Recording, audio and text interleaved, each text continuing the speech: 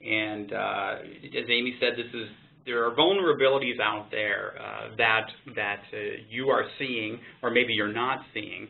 But clearly, I know there's one group of people that knows they exist, and that is the cyber criminal community. And just as an interesting point, a lot of the vulnerabilities that we see at Kaspersky, interestingly, tend to emerge immediately after a patch is announced.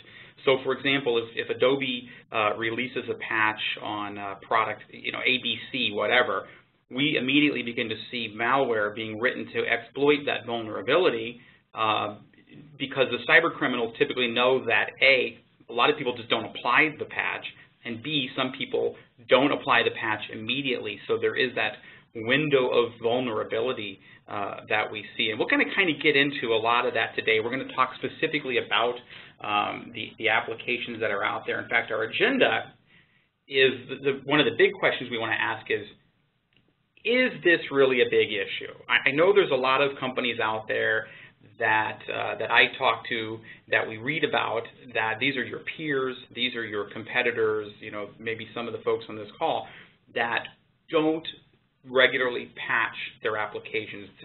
I think there was a statistic that I saw that 52% of companies don't even use firewalls, 54% of companies don't put adequate protection measures on their information and their data. So it's kind of a scary world out there. So is this a big issue?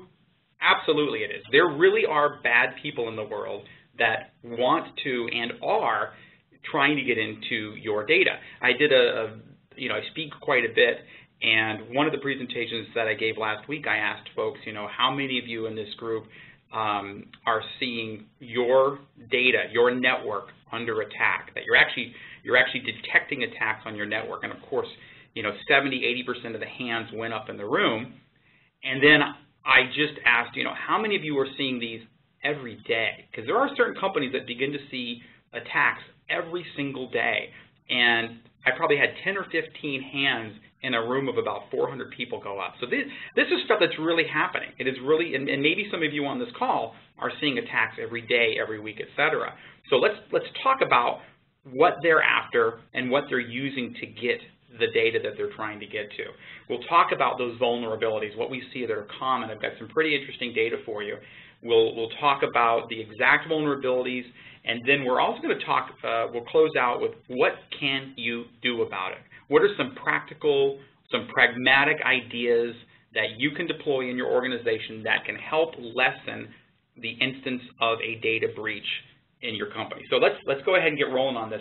I want to start out by talking about the Kaspersky Security Network, and please don't misinterpret this. This is not a Kaspersky commercial, but a lot of the data that I'm going to talk about in this presentation was derived from the Kaspersky Security Network. So it's important that you understand exactly what this thing is, okay?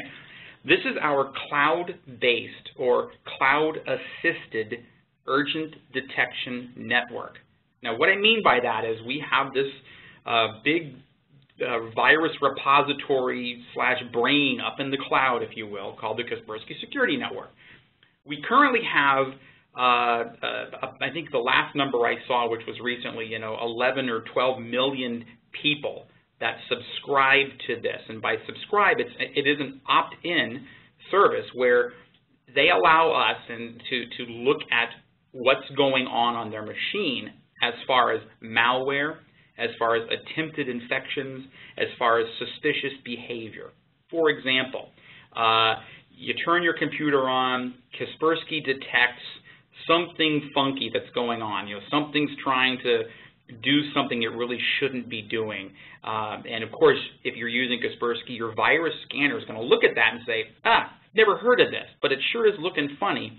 Let me go check up to the cloud really quickly.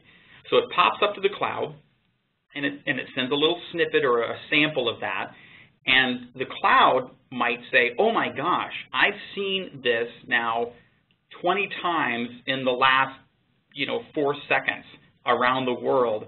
This looks suspiciously like a malware outbreak, and it will issue a verdict based upon the frequency and the severity of that suspected attack, and that verdict is going to be, yes, this is absolutely malware, and it's going to send a signal back down to your PC that says, stop this application from executing, rewind, reset, take me back to before this instance happened. So the Kaspersky security network, if you want real hard numbers, within 0.02 seconds can issue a verdict and protect our users globally. So it's extremely quick and it's real time, effectively real time. So it's very, very powerful. But the beauty of that is we get that data. Now we're certainly not collecting, Susie Smith from, Dubuque, Iowa clicked on this malware. We don't look at the user. We just look at what's going on that PC as far as malware, et cetera. So understand that's where this data is coming from.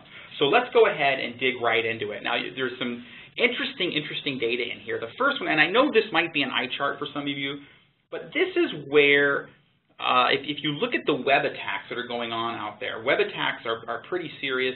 It is the biggest risk of online infection, so that's kind of where I want to put a lot of our interest on this conversation.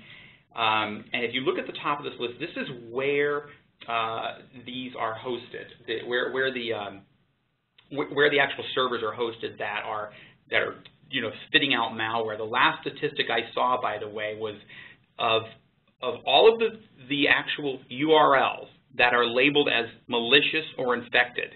So this is where you're just surfing the web, or your kids are doing a book report on, Louis Armstrong, and they click on a website and down, you get that you've been infected, whatever. 77% of all of the websites that are pumping out the malware are legitimately business websites. They are actual websites that have just been compromised. So you never know where you're going to go. Just because you're not going to websites that say imavirus.com doesn't necessarily mean that you're not going to get infected, because there are people out there that are just trying to infect legitimate sites because they know, A, some of them are insecure, and B, you're going to go to that site because your kids are doing book reports. So that's kind of how the game goes. But a lot of these are coming from the United States, and of course Russia's right up there. But the interesting point about this is let's look at China for just a moment. And the note that I have here to share with you, and it's in big print, is prior to 2010, China used to be at the top of this list, but laws have been enacted, and interestingly, the laws are being enforced in China, which has completely taken them, off the list, not quite off the list, but they've dramatically gone down to 8th place on this.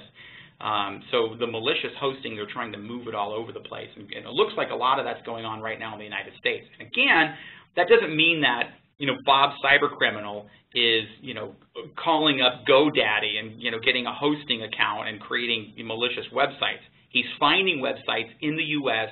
that are poorly protected, compromising them, and using those to his or her benefit. That's what's going on here. So just take a peek at the list. It is kind of interesting, but because obviously we are in the United States, we are susceptible, and the folks that we work with and live with are susceptible as well. So we always have to be vigilant. So the next thing I want to share with you is who's getting these attacks, who's getting whacked. And again, these are specifically web attacks. Russia, second year in a row, top of the list, where, this is interesting, 58.6% of the unique users of our product have gotten a web attack in the last year, 2012, by the way. This data is 2012 calendar year data. If you would like to look at this data more in depth, and there's a lot more of it, I would encourage all of you to visit securelist.com. That is our website that has a lot of information about specific malware outbreaks, et cetera, and it's kind of a neat little website, but it has this report on it if you want to go dig into that. Russia, this is their second year at #1. A lot of that is due to the fact that there is extreme popularity in Russia for online banking applications, and folks are exploiting those, plain and simple. Other interesting piece that's going on, and specifically in Russia, has to do with mobile malware, and I'll talk about that as well, where a real popular form of malware, which I think is actually kind of, brilliant if you think about it, is these fake apps, so these fake SMS messages. So what happens is, you grab the wrong app on the App Store on your Android device, up on your screen pops a little icon that just says music, and you click on it because you want to play some music, but every time you click on it, instead of playing your music, it's sending a premium SMS message off to some server somewhere, charging you $5 every time you push that button. So, and somebody's just collecting $5 every time you press music. So there you go. Kind of interesting. So that's what's going on in Russia.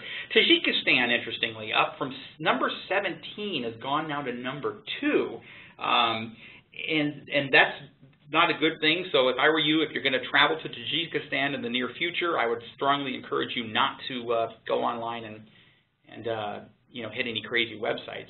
USA, we've actually declined. Now that's a good thing. Much of that has to do with, obviously, we're trying to combat cybercrime here. We've got a concerted effort, and we've also, during 2012, there was a lot of the larger botnets that were taken down. So there was DNS Charger that got taken down, HLux, and we also have, if you remember, the Zeus zombie network, that was also dismantled for the most part. And so there was a lot of affected users in the USA. So we've actually done quite well throughout the year of 2012 as far as, you know, us getting web attacks. Now, this is an interesting one here. This is the local attack. Now, I put this in here just because I thought it was interesting. Now, the good news is the United States is not on this list, nor is any country that a lot of us are going to be traveling to anytime soon, with maybe the exception of India. But I've canceled all my travel plans to Iraq and Nepal, as most of you probably have. But anyway, I'm kidding, sort of. But this is attacks that we've detected where it is on the USB thumb drives or any kind of removable media. So you can take a look at some of these countries, but again, this is the free tip of the day. We are not charging for this particular tip, but if you've got a Bangladeshi or Sudanese friend that says, hey, would you like my thumb drive, I would turn them down, but that's just me. So I'm just throwing that out there for all of you to use. Forgive me for this particular slide, but my numbers are really messed up, and I'm just seeing that. I don't know if as you're looking at it, if the numbers are visible or not, but when I looked at it in PowerPoint, it looks good, but now as I look at it on the screen, the numbers aren't there. So I'll just run down the numbers for you. Retail, 45%. Food and beverage, 24%. Now, I'm going to stop right there because I want a couple of points I want to say here, because some of you may be in that retail business or the food and beverage business. Now, over the course of 2012, we saw retail actually increase 15%. So retail actually went from number 2 to number 1 throughout 2012 with an increase of 15%. Now, before you take that to the bank, food and beverage dropped about 17%. So those two, as one went up, the other one went down. Now, that is actually a common trend with these two industries over the last several years. They kind of swap back and forth. Much of that, we believe, is due to the fact that their networks have very similar layouts. The payment systems are typically the same or nearly the same. Many of the software vendors that they use are the same or nearly the same. And the sad part, too, in both, well, probably particularly food and beverage, security is not always at the top of the list with food and beverage companies. They typically don't think about it until after they've been breached. So we see them being targeted quite a bit.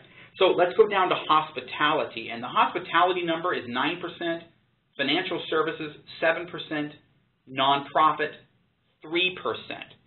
Below nonprofit, were health and beauty, high technology. Those are both 2%. Everything else is 1%. So let's only talk about those top 5 or 6 here. Maybe the top 5.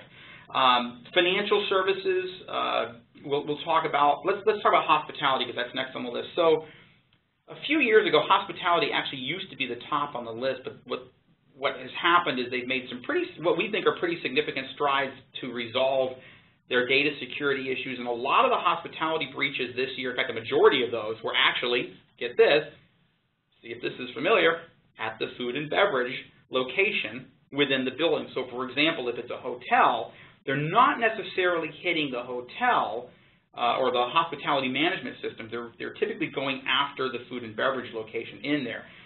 Two reasons for that. A, the food and beverage systems are usually easier to compromise, and there's more payment cards used in those establishments. And typically the hospitality management system at the hotel is limited to just guests staying at that hotel.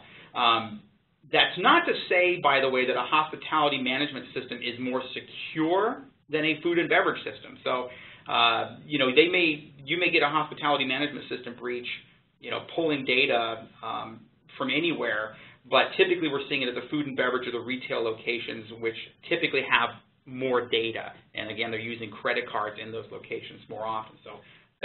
So you'll see the retail, food and beverage, and hospitality are kind of all in the same genre there, and it's really, if you get down to the bottom of it, they're looking for payment card data. That's really where the money is in cybercrime. Financial services, this would be, again, that is going to be 7%. Little bit of an increase for them, and why that is what I just said. The cyber attackers are continuing to look at central aggregation points, which is going to be like a payment processor or a merchant bank.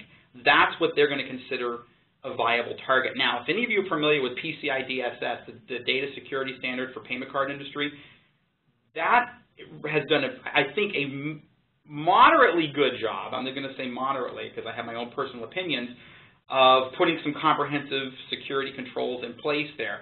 But it doesn't mean that because those security controls are in place, that cyber criminals have given up on attacking them. It just means that they're better defended, and they present a little bit more of a bigger challenge to the intruders. Last thing I want to talk about on this is nonprofits. Now, the number for nonprofit, again, is 3%. There was an increase in attacks on nonprofits, and there's several potential causes, I believe, and one of them is we're seeing attacks sometimes today based on beliefs. So my personal beliefs, you know, I'm a graduate of this college, I hate that college, they were my enemies, therefore I'm going to attack their network. Or, you know, I'm a Christian and I don't like, you know, Hindus or whatever, so I'm going to attack that website, I'm going to bring them down. Or I'm a Democrat and I don't like those, you know, those conservatives, and I'm going to attack them. So we're seeing a lot of the belief-based attacks. And don't forget, there's always the good old financial reasons. You know, that's why they're hitting them. If you think about the nonprofits that are out there, they typically don't have the money to spend on adequate security, and B, they do manage money. That's the nature of their business, is calling up and getting donations and you know, can we get your alumni support, Mr. Smith, and what's your credit card number? So, like I said, they don't often have a lot of money to spend on security, and B, they are managing customer information and payment card information, which makes them a target. So that's who's being affected. If you're in any of those industries, just keep one eye open. You know, make sure that you're doing what you can do. And again, we'll talk about some of those pragmatic ideas at the end. Now, the blueprint, what we've found with and I'm going to say virtually every single major data breach, and frankly, even most of the minor ones, this is the blueprint. This is kind of what they're doing, okay? The cyber criminals typically send out, and it's typically via email. It's via some attachment where it's made to look interesting, or they're trying to get information or spoof something so the end user who receives this email really believes it's from their HR department, or it's from their customer, or it's legitimate. And they open it. Unbeknownst to them, we've got some, typically it's a poison ivy kind of a tool that the cyber criminal deploys way under the radar. No one knows it's there. Then what they do, in step number 3, this lateral movement is a long time thing. What they start doing is just snooping around, seeing what's there, getting the lay of the land. Once they've figured out kind of where the data is, who has the data, they start gathering it, start pulling all that data, and finally step number 5 is exfiltrating it, or just moving it out and pulling that data off somewhere so they can obviously either sell it or exploit it. It could be a company trade secret. It could be, you know, pretty much anything. So that's kind of where or how this all happens, what the blueprint looks like. So now that you have that behind us, we've looked at you know, who's getting hit, where they're getting hit from, where the servers are going, kind of how this whole thing works, what the blueprint of a breach or a cyber attack is. Let's look at the vulnerabilities themselves. And again, this is from the Kaspersky Security Network. And what I'm going to do is show you a bunch of slides, and they kind of all play off of the previous slide for the most part. So let's take a peek at that.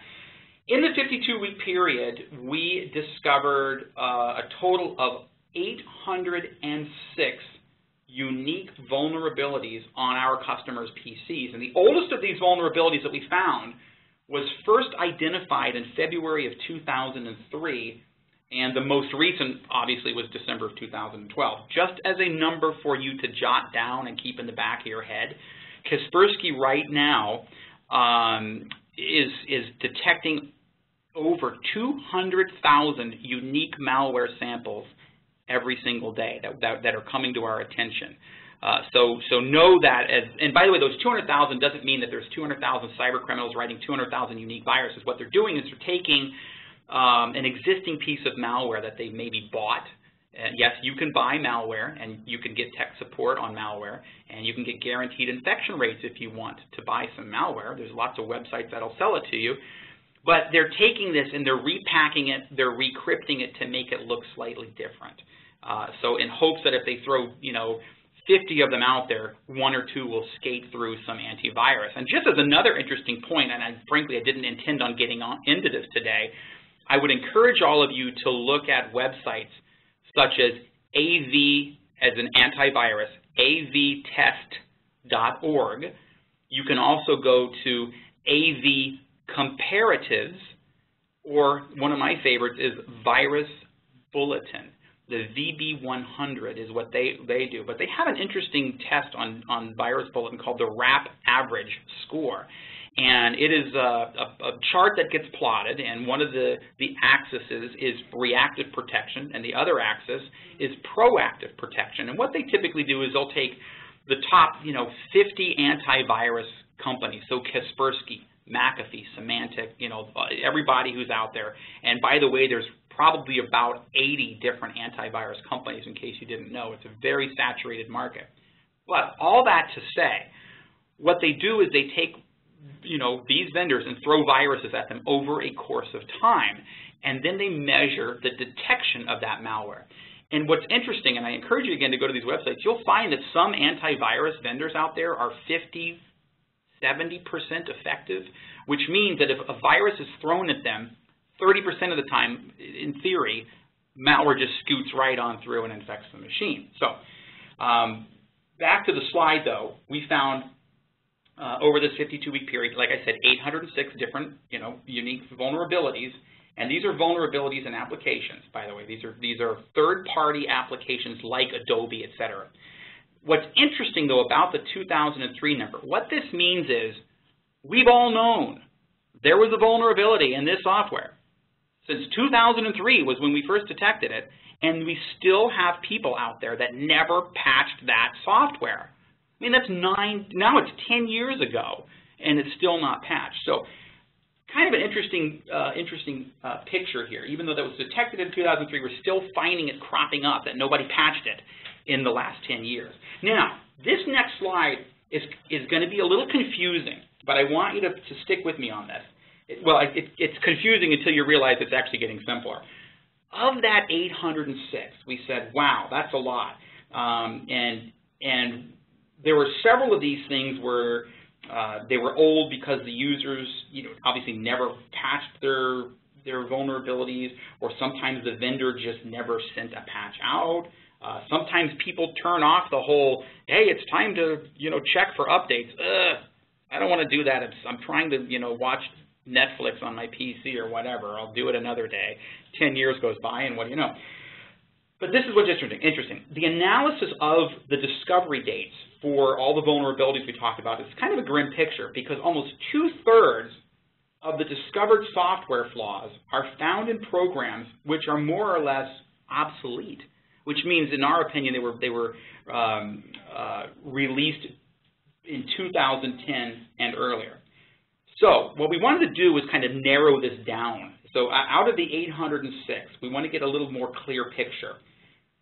A lot of the 806 vulnerabilities were in applications that, frankly, were not very popular, meaning only a few people were using this application.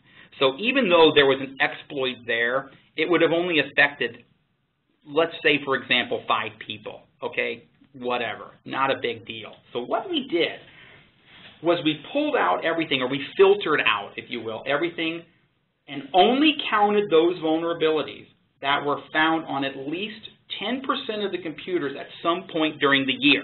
So what you're looking at now are the top 37, which means these 37 vulnerabilities would have an effect on at least 10% of the customer base or more, okay? So at least 10% of the customer base throughout the course of the year. Now, this is where you can really see the difference. There's only 37 of those vulnerabilities, and they obviously made it through our artificial filter. Interestingly, too, now we see a little bit of a different breakdown by the age of those vulnerabilities, where the overwhelming majority of these were discovered in 2011 and 2012. There's really only 3 vulnerable programs. You can see those in 07, 08, and 10 that originate prior to 2010. The most notable, interestingly, now this is the most notable, not the most prevalent, was there was a vulnerability that was in Microsoft Office 2007. We still had some users out there. At least 10% of the users still had not patched that vulnerability in Office 07. Not good. Not good at all. So another interesting point for you to jot down. These top 37 that are on this chart account for over 70% of all detections of vulnerable software throughout the year. So this is really the meat of it. They're popular applications, and we're going to talk about those. But even though these are the popular ones, if you are still using outdated software, you're still vulnerable, even if it's an application that only your company uses, for crying out loud. If there's an exploit in it, you are still vulnerable. So that doesn't discount the fact that you need to pay attention to everything. Just for the sake of this presentation, we've narrowed it down to 37. So now the top 37 are found in 10 different product families. The most vulnerable products, as you can see here, are the Adobe Shockwave Flash Player, iTunes, QuickTime, and Java. Now between these account for 28 vulnerabilities among those found on 10% or more users during 2012. So those top 3, so the Adobe, the Apple, iTunes, and QuickTime, and Java. Those ones are the naughty guys. So there are 28 of those out there. Now, we're going to look at 8 of these vulnerabilities. And what we did is we took them from that 37, and these are the ones that are actively used by cyber criminals in their widespread exploit packs. Now, I want to tell you what an exploit pack is. I kind of already alluded to this. This is a pack, a cyber criminal or a programmer who's nefarious, if you will write software that specifically exploits known or unknown vulnerabilities. And they sell these exploit packs. So if you're a bad guy that doesn't have a lot of programming expertise, you just buy someone's exploit, you pay them, and then you deploy that exploit, and you reap the benefits, if you will, of your nefarious cyber scheming. So the most widespread are these 8 that we're looking at here. Oracle Java, Adobe Flash Player, and Adobe Reader are the most exploited, okay? So these are the ones that are being taken advantage of the most often. Now, even though most of the commonplace vulnerabilities are found in the Adobe product, most of them are in Adobe. The most frequently exploited are in Java. All right, I want to say that again. Even though Adobe has more, by counting, commonplace vulnerabilities, the most frequently exploited loopholes are actually in Oracle Java. So know that. Now, let's take a look at this. This is kind of a pretty color chart. I don't know if you can see it perfectly well, but what this shows is effectively users are reluctant to update their software. So when we find an exploit, which you can see at the little colors here, let's take a look at the red one, which is the second one down. It says Oracle Java SE, multiple vulnerabilities in February of 2012. When that exploit is identified, it affected 52.4% of the user base. Now, clearly, over several weeks' time, the hope and prayer is people have applied the patch, and then it becomes not a vulnerability anymore. So as exploits are found, people apply patches, they disappear. Another exploit is found, patches are applied, they disappear. So that's kind of what this is showing. Interestingly, the highest recorded share of affected users was the 52.4%, which was at the end of February. And that, I believe, was the update for Java version 6 and 7, which was released 14 weeks, let me think about that, 16 weeks, about 4 months later. And then it only dropped to 37%, which basically means people are not applying the patches as frequently as they should or as well as they should. So that is a major, major issue. And those are just the Java vulnerabilities. Let's take a look at the Shockwave. And this is an interesting one. So based on the number of frequently discovered vulnerabilities in 2012, Flash, and these were the discovered vulnerabilities, surpassed Java, which I've already said, and we actually detected 11 widespread vulnerabilities during the year of 2012. And there was another 5 that actually was on the Shockwave player, which is a different kind of software.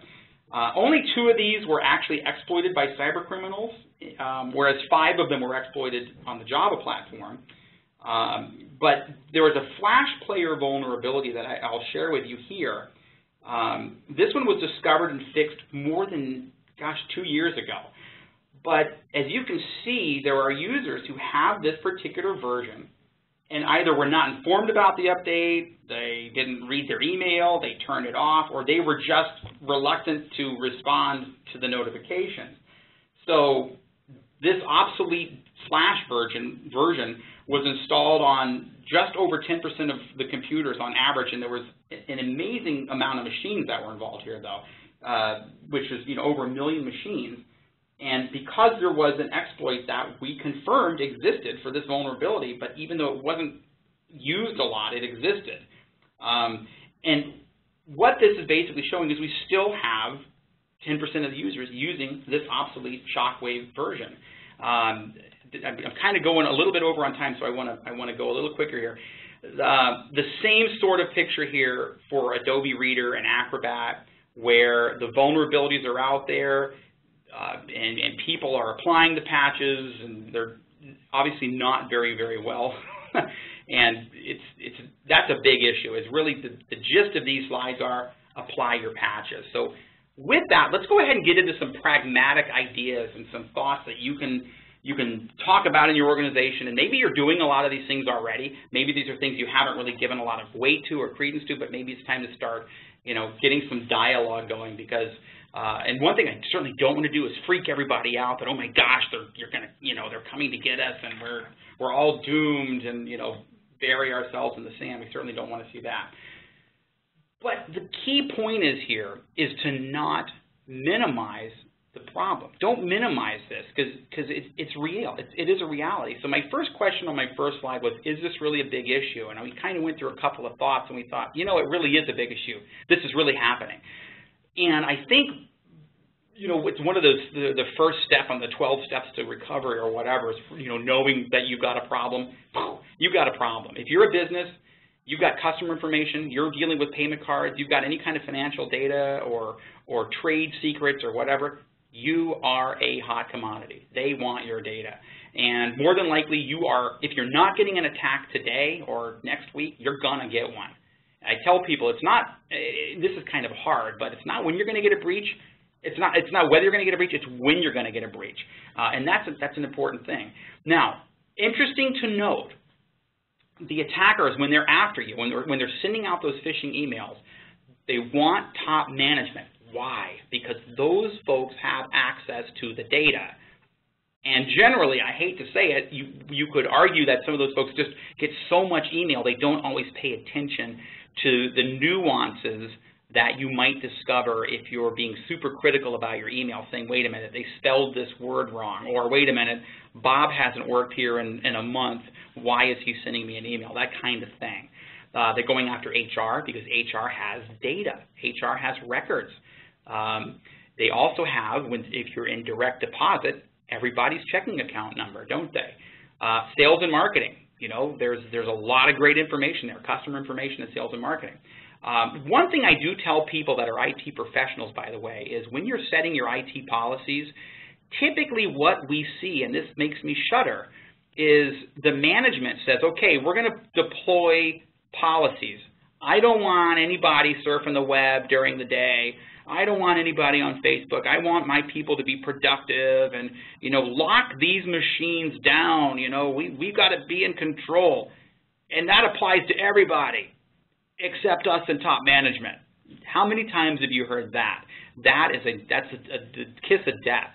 You've got to counsel the top management that, if anything, they need stronger protection and stronger lockdown than the average worker, because they are the target. And typically those are the folks that don't want the lockdown and the protections, because it inhibits them.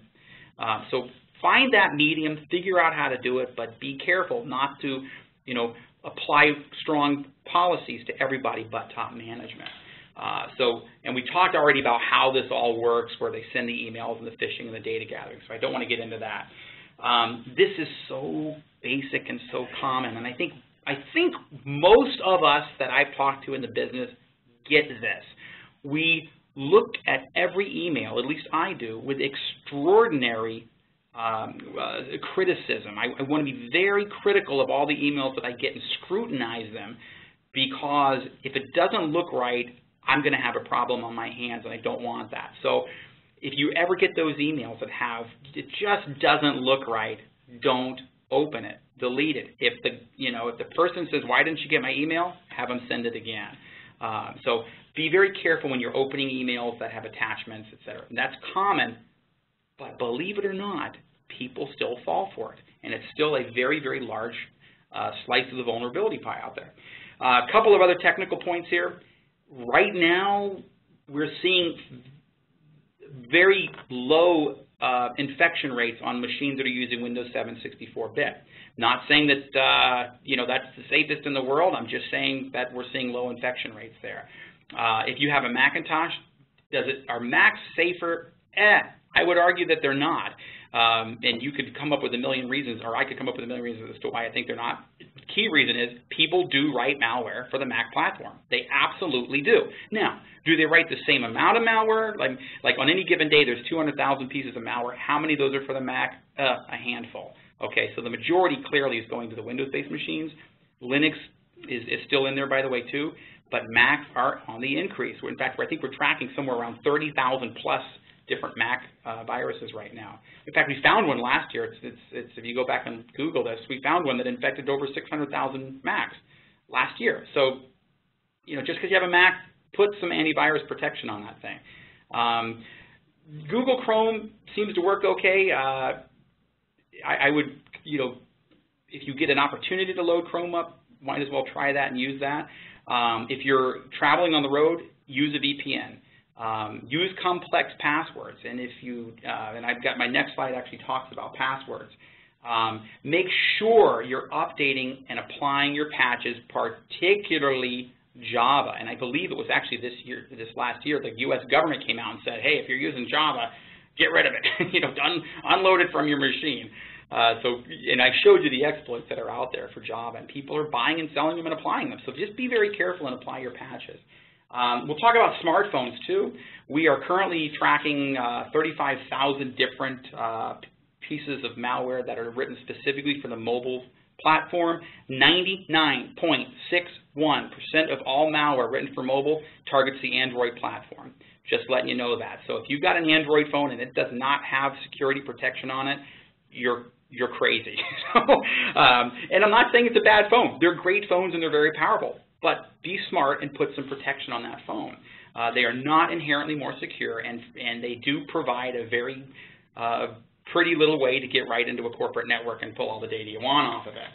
Complex passwords, create a complex password. And if you don't know how to create a complex password, Kaspersky has a product called Password Manager. It'll help you create passwords. There is also an argument that I've read, and this was in a Carnegie Mellon in 2011 produced a white paper called Of Passwords and People, and the studies that they showed actually showed pretty even results from complex passwords to long passwords. So here's my thing about passwords. Whatever you do, make sure you're using passwords.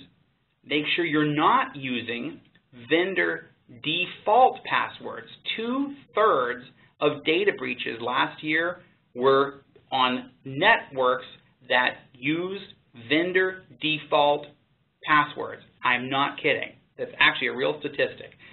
There are still people out there, and hopefully it's nobody on this call, that's using vendor supplied default passwords. So the other big key about passwords is don't make it so complex that it cripples the user community and makes them unproductive. There was a joke that somebody wrote on a white paper one time that said, I spent 30 minutes creating the perfect password only to realize that it would expire in 30 days. So, you know, use some common sense, figure out what's best for your organization, but use good passwords. And everybody wants that password. And this is common sense. Don't use the same password for everything. Mix it up, stir it up. There was a release, I think it was 66,000 usernames and passwords that a hacker group posted on the internet for one of these crazy websites. But it was the lulls at 62,000. Sorry, I should read my own slide here. But they posted 62,000 passwords and emails. But by the way, so if I have your username and your password and it's the same for everything, I can just start applying that across multiple websites, and chances are I'll get in and I can play you on PayPal, LinkedIn, Facebook, whatever, and I got access to all your stuff there. So be real careful about passwords. So with that, I'm going to go ahead and turn it back over to Amy, and I want to thank everyone for your time today. I hope I didn't keep anybody too long, but with that, Amy, I'll pass it back over to you. Okay, thanks, Tom. Just another quick reminder, if anybody does have any questions, feel free to put those through on the chat or the Q&A. And I'll give you just a minute to get some questions put in there. But in the meantime, Tom, if you don't mind, are you able to share those slides so that I can pass them along after Yep. the webinar? I'll forward you the PowerPoint. Okay, perfect. So I'll include those in the recording that'll be sent out probably tomorrow. And Amy, I do want to point out that these slides are scripted. So if you look at the notes portion of the slides, everything that we talked about is actually in those notes. Okay, perfect. I'm not seeing any questions at this time, but I'll give it just another minute to see if anybody has any questions.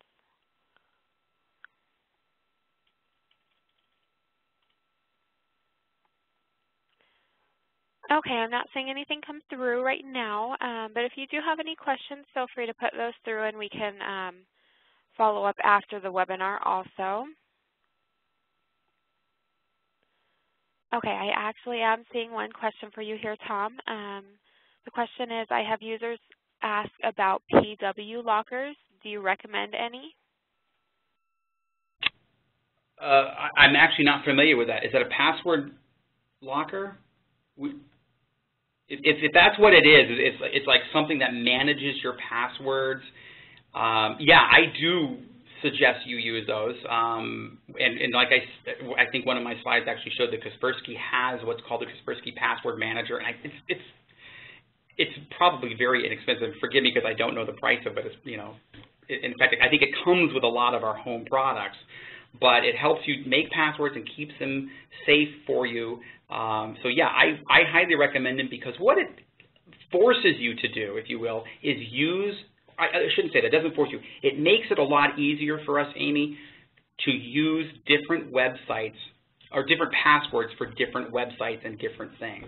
So we're not using the same old, 1, 2, 3, 4, password on everything.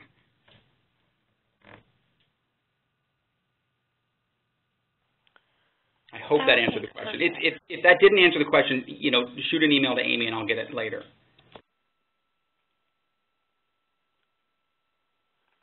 Okay, so the next question I'm seeing here, what are your thoughts on removal of Java for security? Unfortunately, it is required to view this webinar when using Chrome. I'll just tell you what I did. I removed Java. forgive me because I'm not familiar with the fact that it's required when using Chrome. On my machine, I removed it. But I do have one machine at home that has it, and I'm on it like a hawk. So anytime there's a Java update, I apply it immediately. Could you live with Java? Yeah, you absolutely can, but you have to be very, very vigilant. And you have to have, you've got to be using some sort of anti-malware. And not just anti-malware that's signature-based, that is the common stuff. You need something that has a very powerful, proactive defense that's watching activities of applications. So you're going to need, I mean, obviously Kaspersky does this extraordinarily well. In fact, we're rated, #1 across everybody for malware detection. But get some sort of advanced malware protection on your machine, and you should be fine if you're vigilant and you're applying your patches.